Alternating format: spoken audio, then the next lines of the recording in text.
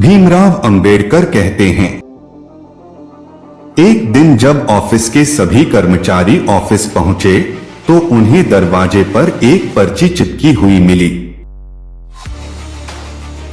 उस पर लिखा था, कल उस इंसान की मौत हो गई जो कंपनी में आपकी प्रगति में बाधक था।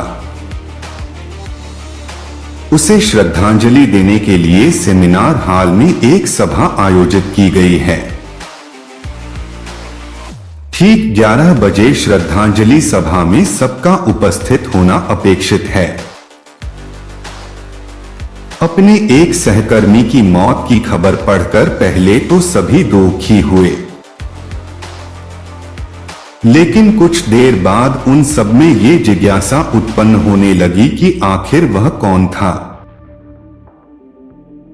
जो उनकी और कंपनी की प्रगति में बाधक था।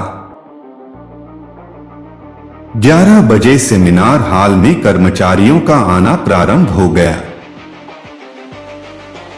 धीरे धीरे वहां इतनी भीड़ जमा हो गई कि उसे नियंत्रित करने के लिए सिक्योरिटी गार्ड की व्यवस्था करनी पड़ी। लोगों का आना लगातार जारी था। जैसे जैसे लोगों की भीड़ बढ़ती जा रही थी, सेमिनार हॉल में हलचल भी बढ़ती जा रही थी। सबके दिमाग में बस यही चल रहा था, आखिर वो कौन था जो कंपनी में मेरी प्रगति पर लगाम लगाने पर तुला हुआ था। चलो एक तरह से ये अच्छा ही हुआ कि वो मर गया। जैसे ही श्रद्धांजलि सभा प्रारंभ हुई, एक एक करके सभी उत्सुक और जिज्ञासु कर्मचारी कफन के पास जाने लगे। करीब पहुंचकर जैसे ही वे कफन के अंदर झांकते, उनका चेहरा फक पड़ जाता, मानो उन्हें सदमा सा लग गया हो। उस कफन के अंदर एक दर्पण रखा हुआ था। जो भी उसमें झांककर देखता, उसे उसमें अपना ही अक्स नजर आता। उस दर्पण पर एक पर्ची भी चिपकी हुई थी, जिस पर कुछ ऐसा लिखा था जो सबकी आत्मा को झकझोर रहा था। केवल एक ही इंसान आपकी प्रगति में बाधक है और वो आप खुद है।